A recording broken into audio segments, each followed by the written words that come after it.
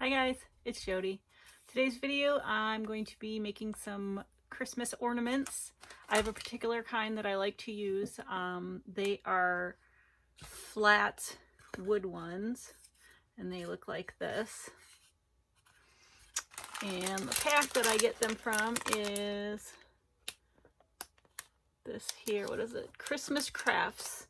$4.99 for 6 of them. I get them at Hobby Lobby, but don't pay full price for them. Usually they have them starting in October at 40% off, and then November they usually start with 50% off. So it's basically $2.50 for a pack of 6. And I like them because they're pretty thick too.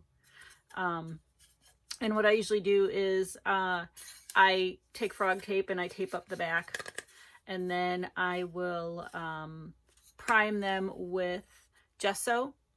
Now, I know there's some that say you shouldn't use gesso on wood, which is true. There's certain gessos you shouldn't, but Liquitex Professional Gesso, actually on the bottle even labels it, or it says that it apply to raw canvas, hardboard, paper, wood, and other non-oily porous surfaces. And I've had great luck with Liquitex. It's very my bottle is all messy, but it is Liquitex Professional Gesso.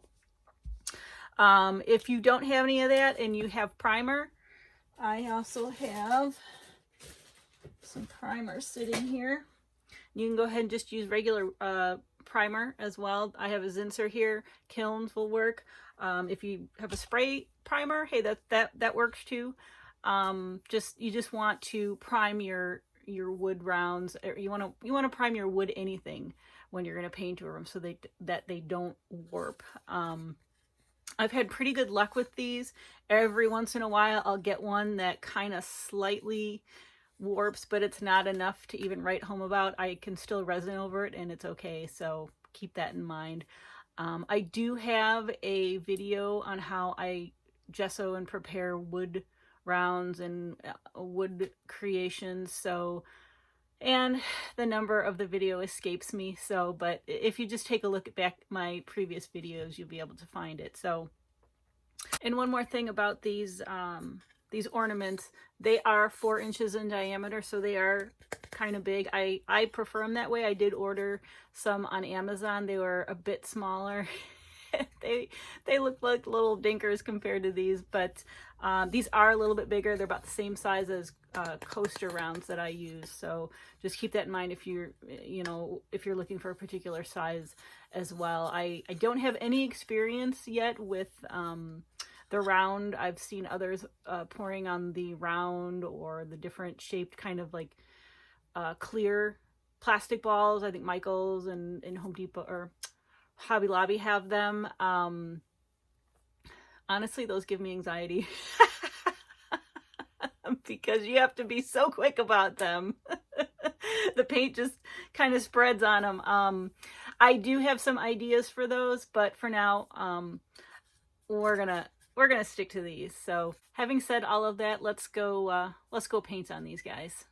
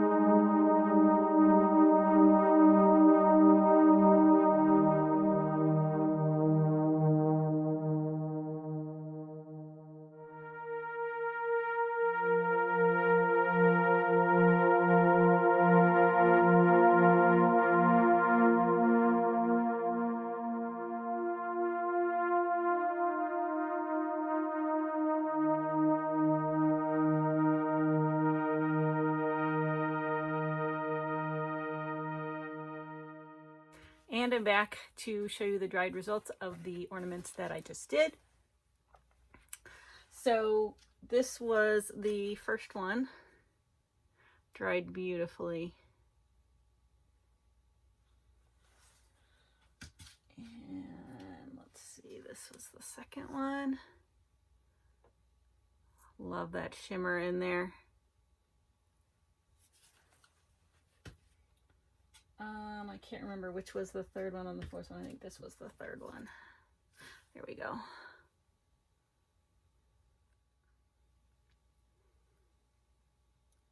This one, the shimmer isn't coming up as well, but one of the good things about resin is even if it looks like it has a dull shimmer, all of a sudden it comes back to life. So, and then this was the fourth one.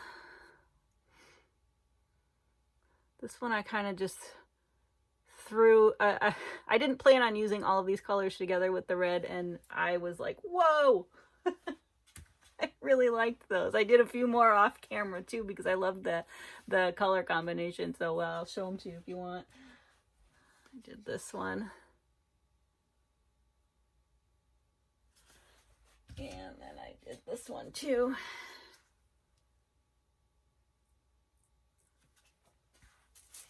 And I